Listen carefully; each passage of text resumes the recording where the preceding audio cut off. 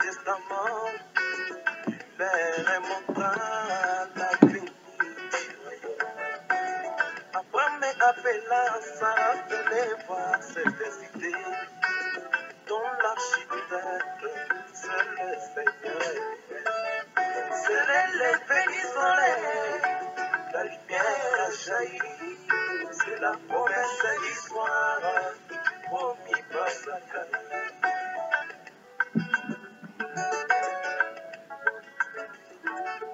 Jésus avec tous les saints de l'Ancien Testament, leur montra l'avenir du royaume. Abraham appela Sarah, venez voir cette cité, dont l'architecte, c'est le Seigneur lui-même. C'est l'effet du soleil, la lumière a jailli, c'est la promesse du soir, promis par Zacharie.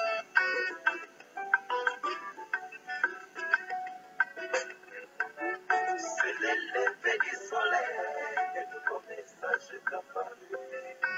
La paix dans le monde, shalom, shalom. C'est l'effet du soleil. Shalom, shalom, peuple de Dieu. Que le Seigneur vous bénisse richement. Vous êtes les bienvenus dans votre émission Le Message est nous, dans notre émission Le Message est nous. Et nous sommes une fois de plus très contents, très ravis de vous savoir, de vous imaginer encore plus nombreux là où vous êtes, en train de nous suivre, en train de nous écouter, en train d'étudier la parole ensemble avec nous. Comme d'habitude, nous le disons souvent, notre émission, votre émission, le seul but pour lequel nous l'avons imaginé, nous l'avons conçu, c'est juste pour se familiariser avec le message du temps de la fin, c'est pour étudier la parole de Dieu, c'est pour informer, dire au peuple de Dieu ce que la parole nous dit, c'est que le message nous a apporté en ces temps de la fin. Et ensemble, chaque fois, nous sondons les Écritures, car telle a été la commission du Seigneur en son jour. Il a dit, sondez les Écritures, parce qu'en elles, vous croyez avoir la vie éternelle, et ce sont elles qui rendent témoignage de ces choses. Ainsi, nous venons encore chez vous, bien-aimés dans le Seigneur. Que le bon Dieu vous bénisse. Shalom partout où vous êtes. Et nous allons encore une fois de plus partager la parole de Dieu, prendre quelques minutes afin de pouvoir étudier encore la parole et informer le peuple de Dieu ce que la parole nous apporte et nous a apporté en ces temps de la fin. Donc aujourd'hui, j'aimerais prendre un sujet que nous allons peut-être prendre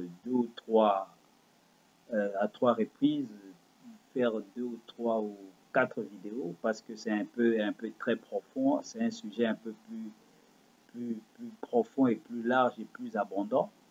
Donc j'aimerais prendre cela par étapes pour ne pas prendre beaucoup de choses au même moment, parce que quelquefois quand on prend beaucoup de choses au même moment, ça pourra embrouiller les gens. Donc nous allons prendre cela 2 ou 3 fois, c'est-à-dire faire 2 ou 3 ou 4 séances pour pouvoir parler de cela. Et le petit sujet que j'ai, c'est quoi? C'est les Éphésiens 4 selon Malachie 4.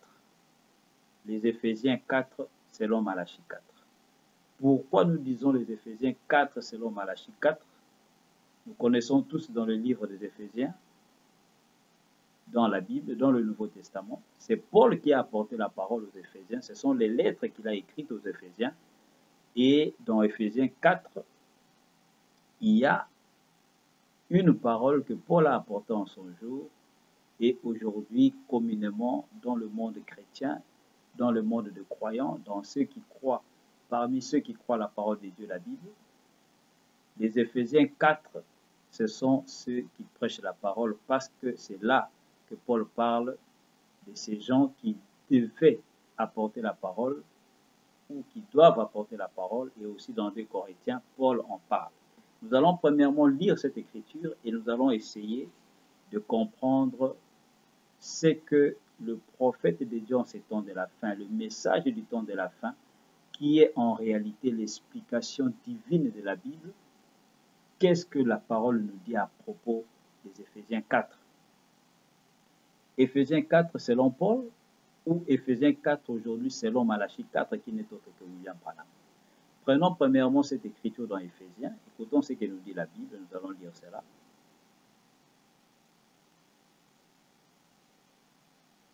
La Bible dit ceci. Éphésiens chapitre 4, versets 1 à 15, je lis, la Bible dit ceci.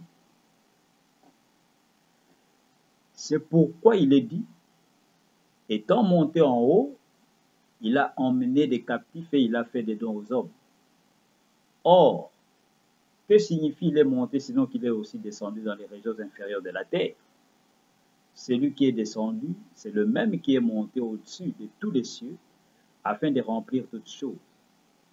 Et il a donné les uns comme apôtres, les autres comme prophètes, les autres comme évangélistes, les autres comme pasteurs et docteurs, pour le perfectionnement des saints, en vue de l'œuvre du ministère et de l'édification du corps de Christ, jusqu'à ce que nous soyons tous parvenus à l'unité de la foi et de la connaissance du Fils de Dieu, à l'état d'homme fait, à la mesure de la stature parfaite de Christ, afin que nous ne soyons plus des enfants flottants et emportés à tout vent de doctrine par la tromperie des hommes, par leur ruse dans les moyens de séduction, mais que, professant la vérité dans la charité, nous croissions à tous égards en celui qui est le chef, Christ.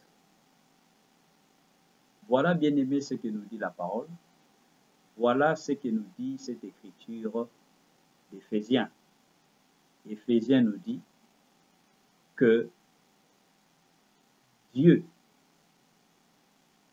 a mis dans l'Église des apôtres, des prophètes, des pasteurs, des évangélistes, des docteurs, pour le perfectionnement du corps de Christ qui n'est autre que l'Église. Alors, ce que j'aimerais partager avec vous, bien-aimés, c'est quoi? C'est de comprendre un tout petit peu, en ces temps de la fin, ces temps dans lesquels nous vivons, cette écriture de Paul, comment pouvons-nous l'appliquer en ces temps de la fin? Parce que ne l'oubliez pas, le message de ces temps de la fin, William Branham, le messager, et son message, il vient nous révéler que l'Ancien Testament était l'ombre du Nouveau Testament. Et il continue, il dit, et l'Ancien et le Nouveau Testament étaient l'ombre de ce jour-ci. Et l'ombre, frère Branham nous dit, c'est un exemple. C'est ce que Dieu montre premièrement avant d'apporter la réalité. Ainsi, l'ombre, qui est un type, comme le prophète de Dieu l'appelle, ce sont des choses que Dieu a montrées dans le but de montrer ce qu'il va faire au temps de la fin. Parce que le temps de la fin, c'est le carrefour. Le temps de la fin, c'est la fin de toutes choses. C'est l'aboutissement de toutes les Écritures. Ainsi, nous voyons que Paul, en son jour, quand il est venu, Paul a apporté la parole. Paul a apporté la parole de son jour et il était tellement conscient de ce qu'il était en tant que prophète de Dieu. Il avait complètement la révélation divine du ministère qu'il avait. Il était un homme tellement humble et tellement versé dans les Écritures, dédié à Dieu, qu'il a pu reconnaître que le jour où lui il apportait la parole, le jour dans lequel il vivait en ces temps-là, n'était qu'une portion de la parole de Dieu. Et les révélations que lui, Paul, apportait, lui-même déclare que ce n'était qu'une portion de la parole de Dieu. Ce n'était pas la perfection, la parfaite, la parfaite aboutissement de toutes les Écritures. Ainsi, Paul, en son jour, reconnaît, il dit nous prophétisons en partie et nous prêchons en partie. Parce qu'il dit nous prêchons en partie, nous connaissons en partie, nous prophétisons en partie. Mais quand le parfait sera venu, ce qui est partiel sera aboli, ce qui est partiel sera complètement mis à côté. Ainsi, nous voyons que Paul, dans sa sincérité, il a voulu nous faire comprendre que les Écritures qu'ils apportaient, eux, en leur jour, n'étaient qu'une portion de la parole, mais au temps de la fin, lorsque la perfection va se manifester, nous aurons la totalité de ce qu'eux, ils avaient en partie. Alors, concernant cette écriture d'Éphésiens 4,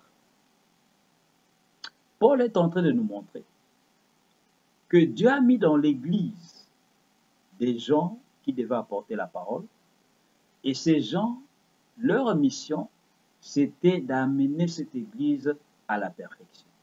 C'est pour le perfectionnement du corps de Christ, le perfectionnement des saints, afin que tous ensemble, nous puissions non pas être agités par tout vent de doctrine, mais que nous puissions tous arriver à l'unité de la foi, à la compréhension, arriver à la stature parfaite d'un homme, afin que nous puissions réellement comprendre la parole de Dieu. Et notre sujet, comme je l'ai dit au début, c'est les Éphésiens 4, selon Malachie 4. Pourquoi nous disons les Éphésiens 4 selon Malachie 4? Parce qu'en ces temps de la fin, quand la prophétie de Malachie 4 s'accomplit, celui qui devait venir et ramener la foi des enfants au Père et la foi des pères aux enfants, quelle est sa mission sur la terre? C'est de venir rétablir toute la parole. Parce que c'est l'esprit d'Élie qui revient au temps de la fin. C'est pour rétablir toute la parole. Et en ces temps de la fin, Frère Branham nous révèle quelque chose de très, très important, auquel nous devons nous attacher et étudier, afin que nous puissions réellement comprendre les paroles de Paul ici dans le livre des Éphésiens. Qu'est-ce que Frère Branham nous révèle en ces temps de la fin? Le messager du temps de la fin. Le prophète de Dieu nous révèle qu'en ces temps de la fin, il y a un autre âge d'Éphèse qui devait venir en ces temps de la fin et dans lequel l'épouse devait entrer en ces temps de la fin. Et regardez, c'est dans le livre des Éphésiens que Paul révèle aux Éphésiens, leur disant que Dieu a mis dans l'Église et il a donné des dons. Il est monté dans les hauteurs et il a donné des dons sur la terre.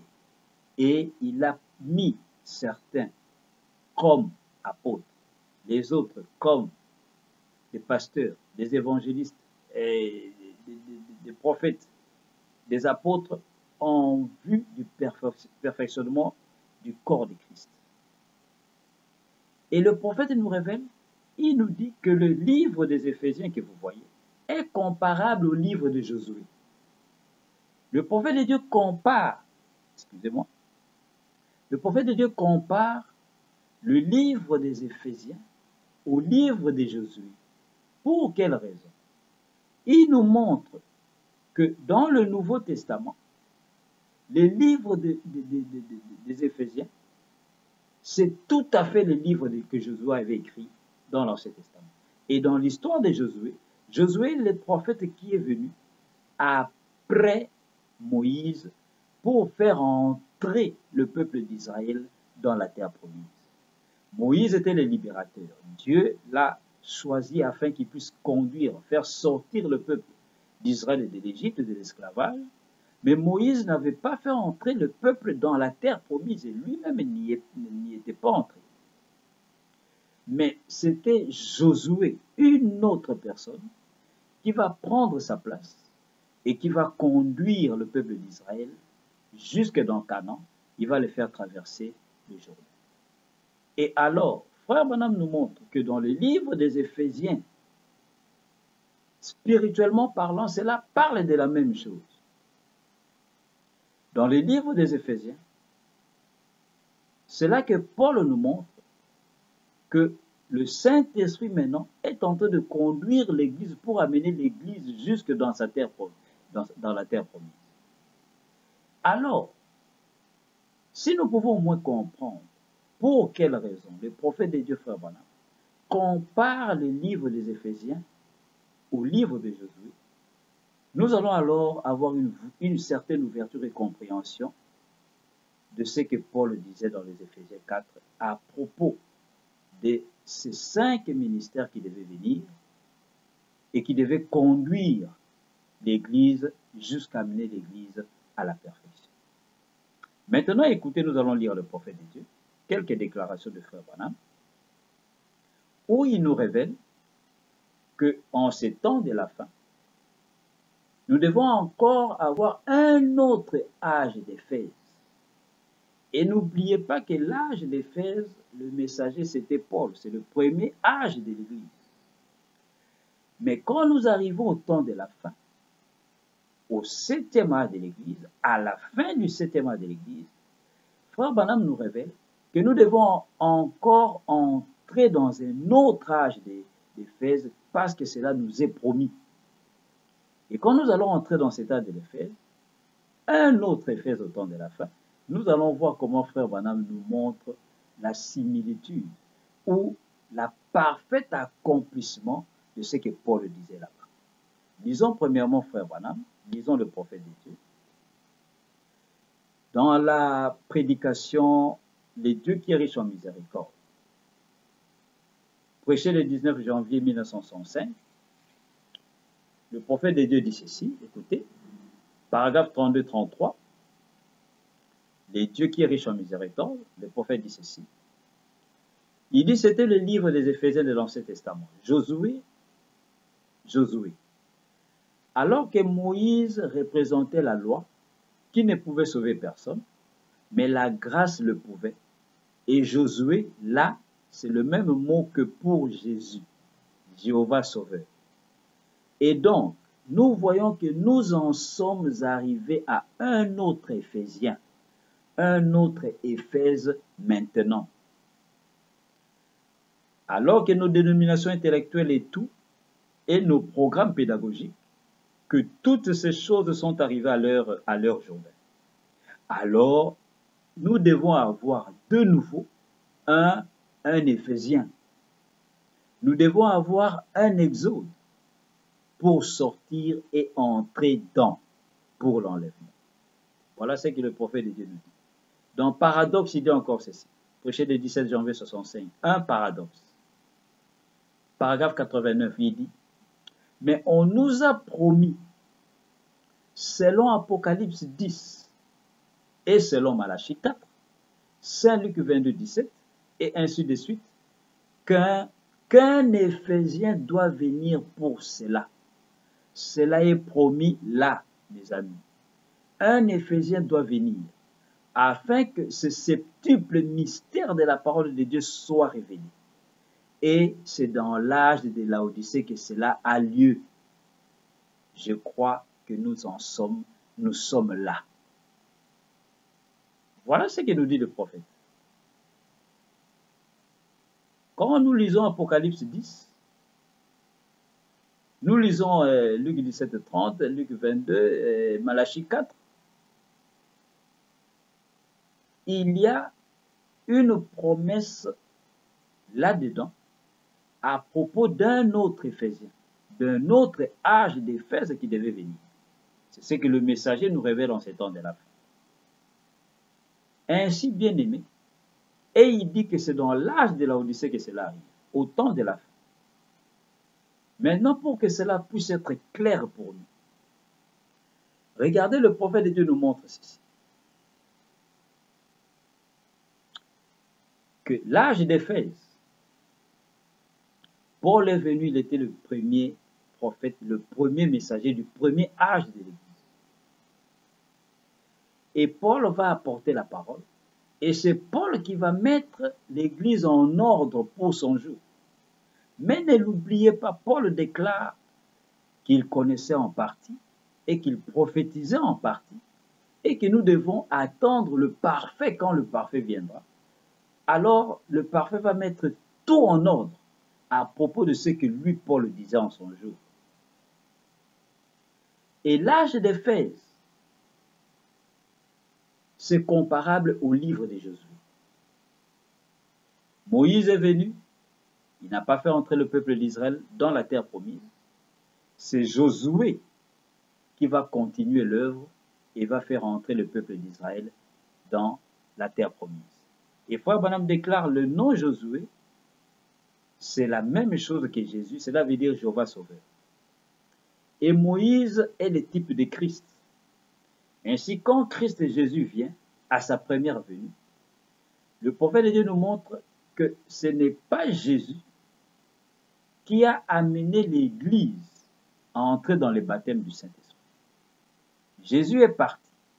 Et quand il est parti, le Saint-Esprit est revenu sur la terre, est redescendu sur la terre pour conduire le peuple de Dieu à entrer dans le baptême du Saint-Esprit. Et c'est cela Josué.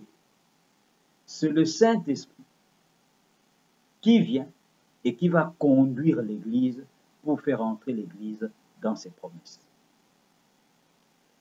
Et l'âge d'Éphèse, qui était le premier âge de l'Église, c'est là que les apôtres ont commencé et ont reçu le baptême du Saint-Esprit. Ils sont entrés dans leurs promesses.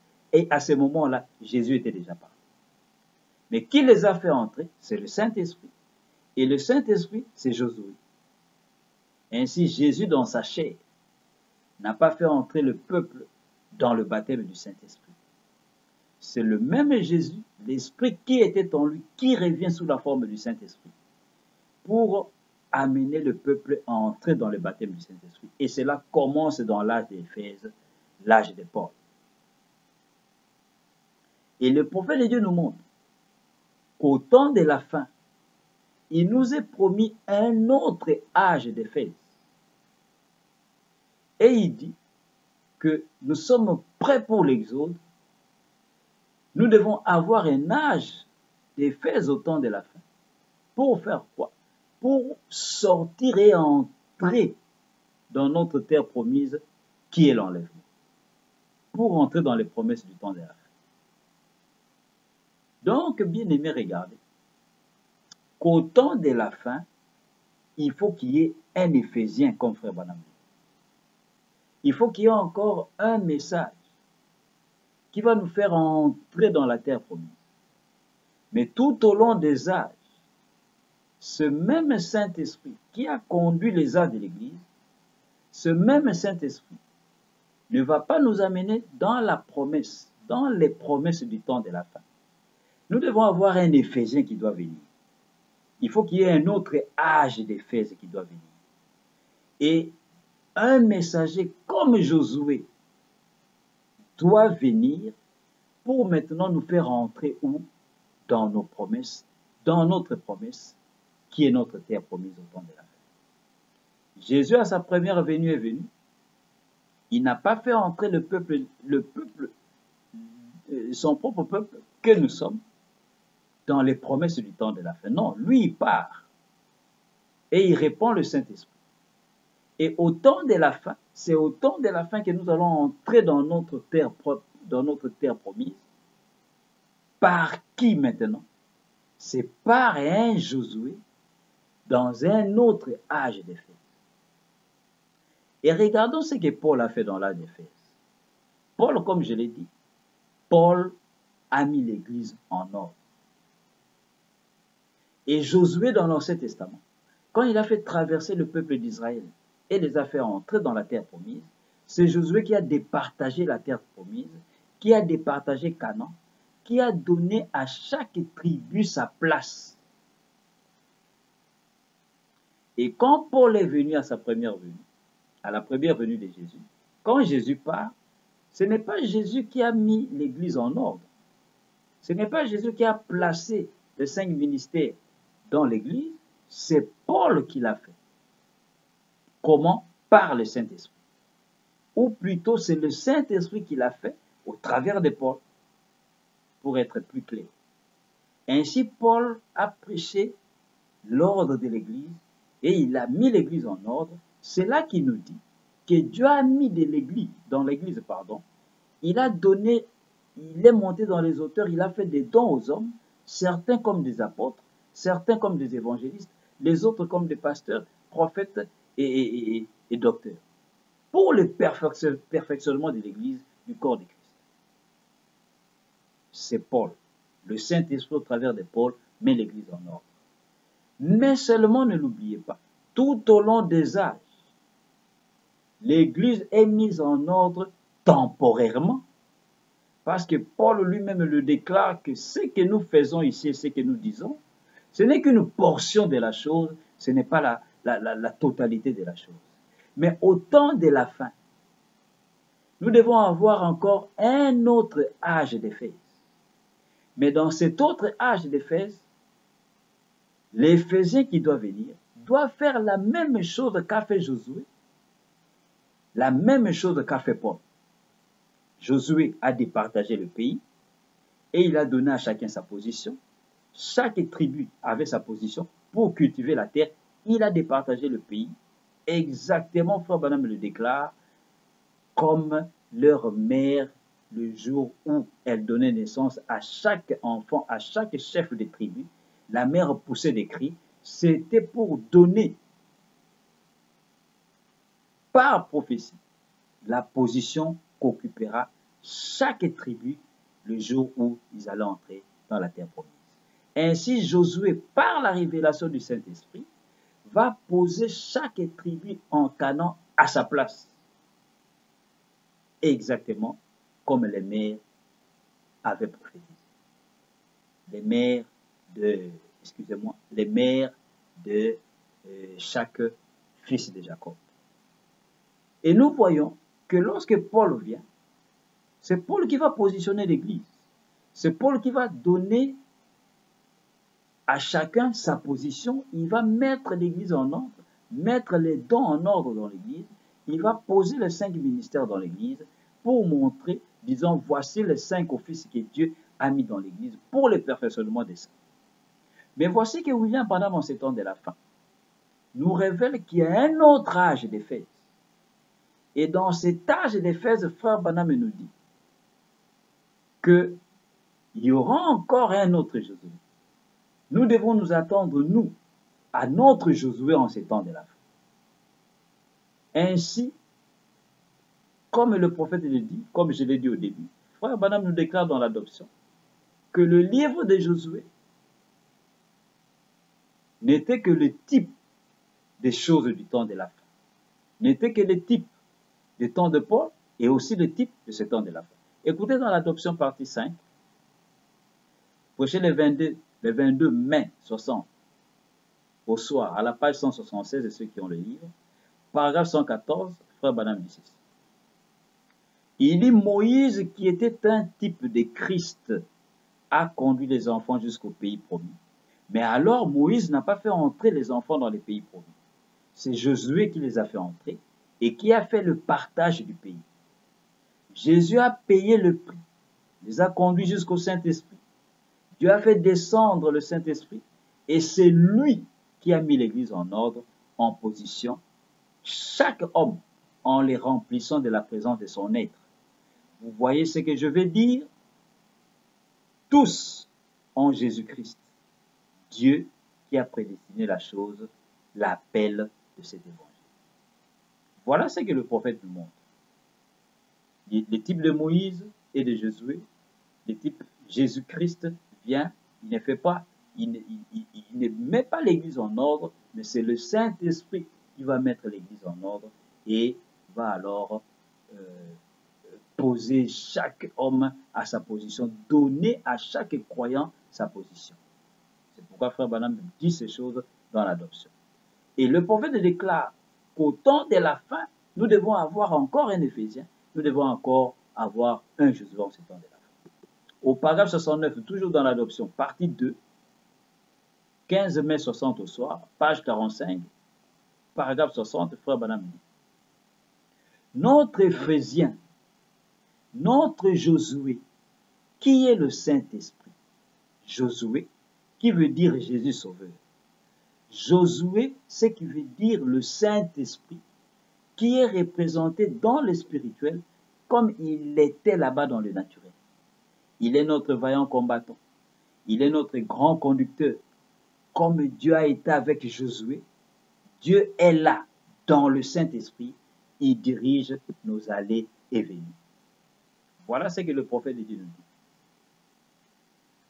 Ainsi, Josué représentait le Saint-Esprit. Et au temps de la fin, nous devons avoir un Éphésien, un âge d'Éphèse. Donc, le Saint-Esprit va venir pour nous conduire encore dans la terre promise, dans nos promesses. Les promesses du temps de la fin pour l'épouse. Mais Frère Branham ne s'arrête pas là en typifiant Josué comme étant le Saint-Esprit.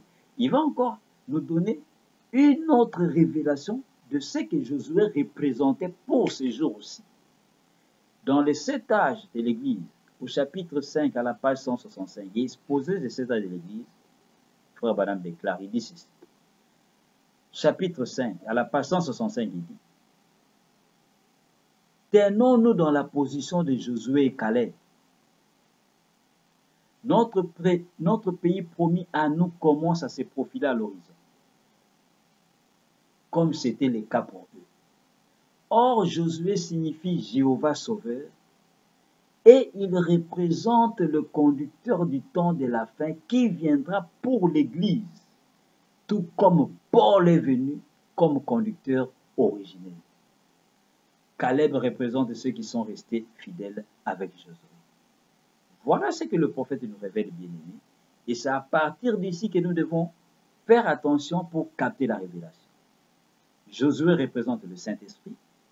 Josué représente le conducteur du temps de la fin qui viendra pour l'Église. Et Frère Branham fait allusion à Paul, il dit, tout comme Paul est venu comme conducteur originel. Pourquoi il dit tout comme Paul? Parce qu'il nous révèle qu'il y aura un autre âge, il y aura un autre âge d'Éphèse à la fin du 7e âge de la Odyssée au temps de la fin. Il y a encore un autre âge d'Éphèse qui doit se manifester. Et il faut qu'il y ait encore un Éphésien, un conducteur. Et Frère Branham dit, Josué représentait le conducteur du temps de la fin pour l'Église. Donc voilà, bien aimé.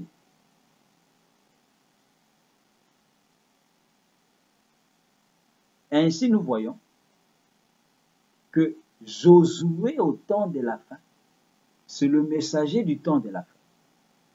C'est lui qui est notre Éphésien au temps de la fin, qui doit maintenant nous faire entrer dans la terre promise. Et quand il va nous faire entrer dans la terre promise, il va faire le même travail qu'avait fait Josué dans l'Ancien Testament. Et il va faire le même travail que Paul a fait dans le Nouveau Testament. Aujourd'hui, ce messager-ci, qui est notre Josué, fera le même travail. Quel est ce travail? C'est de donner à chacun sa position. C'est de positionner l'Église dans Canaan. C'est de mettre l'Église en ordre. Et à ce moment-là, ça ne sera plus les Éphésiens 4 selon Paul, mais ça sera maintenant le positionnement, la position de chaque homme selon Malachie 4. Parce que dans Malachie 4, dans Luc 17:30, dans les Écritures du temps de la fin, il nous est promis un Éphésien et un autre âge d'Éphèse. Prenons une dernière citation, nous allons continuer la fois prochaine, comme je l'ai dit, pour ne pas prendre beaucoup de choses au même moment, afin que cela ne puisse pas nous embrouiller. Au paragraphe 47 de l'adoption, deuxième partie, 15 mai 60, à la page 41, le prophète dit ceci, il dit donc, dans Éphésiens ici, nous sommes placés, comme dans Josué, à notre position. Si vous remarquez, Josué, après qu'il a traversé dans le pays, qu'il s'est emparé du pays, ensuite il a partagé le pays. Éphraïm ici, Manassé ici, et celui-là ici, celui-ci, Benjamin, Gad ici, pardon, Benjamin ici. Il a partagé le pays. Voilà ce que nous dit le prophète bien-aimé. Nous allons un peu nous arrêter là et nous allons continuer la semaine prochaine afin que nous puissions comprendre réellement ce que notre Josué va faire au temps de la fin. Nous comprenons déjà qu'au temps de la fin, il y aura un Éphésien, il y aura un âge d'Éphèse, et ceci, c'est pour accomplir les types de l'Ancien Testament et aussi les types de Paul, parce que Frère Branham nous déclare l'Ancien Testament et le Nouveau Testament étaient les deux des types de ce jour aussi.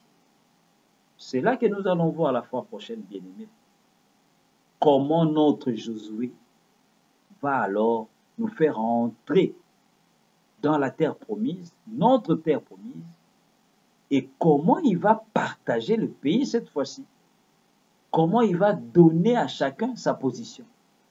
Et à ce moment-là, nous nous retrouverons dans le Troisième Testament, parce que Frère Branham nous révèle en ces temps de la fin que Dieu accomplit sa parole en 3 testaments. C'est là que nous nous arrêtons, bien-aimés, ce jour, pour que nous puissions prendre les Écritures la fois prochaine et continuer à étudier la parole, sondons les Écritures, afin que nous puissions réellement avoir la révélation correcte, nette, la connaissance nette et parfaite de ce que Dieu a accompli en ces temps de la fin. Sinon, nous allons tomber dans des choses qui ne sont pas la parole. Ainsi, frères et sœurs, que le Seigneur vous bénisse richement partout où vous êtes, que le bon Dieu vous garde, garde chacun de nous, et qu'il puisse continuer à nous accorder la révélation de sa parole, l'amour du message de ce temps de la fin, que Dieu, par sa grâce et sa miséricorde, a répandu en ces temps de la fin. Et si vous et moi, Dieu nous avait choisi dès avant la fondation du monde de pouvoir entrer en contact avec ce dernier messager de ce temps de la fin, le plus grand prophète en commençant par Enoch, en passant tout au long des Écritures jusqu'à ce temps de la fin, sachez les bien-aimés, c'est une grâce, ce n'est pas un hasard, c'est Dieu qui l'avait voulu ainsi. Alors nous, de notre côté, la seule chose que nous puissions faire, c'est de continuer à glorifier ce Dieu et de continuer à étudier sa parole, lui demandant chaque fois qu'il continue à déverser sa grâce pour nous, afin que nous puissions comprendre réellement le message de ce temps de la fin. Que le Seigneur vous bénisse richement partout où vous êtes. Je vous salue dans le nom du Seigneur. Que Dieu vous garde. Shalom à tous, jusqu'à ce que nous allons nous revoir encore la semaine prochaine par la grâce de Dieu. Que Dieu bénisse. Shalom, shalom.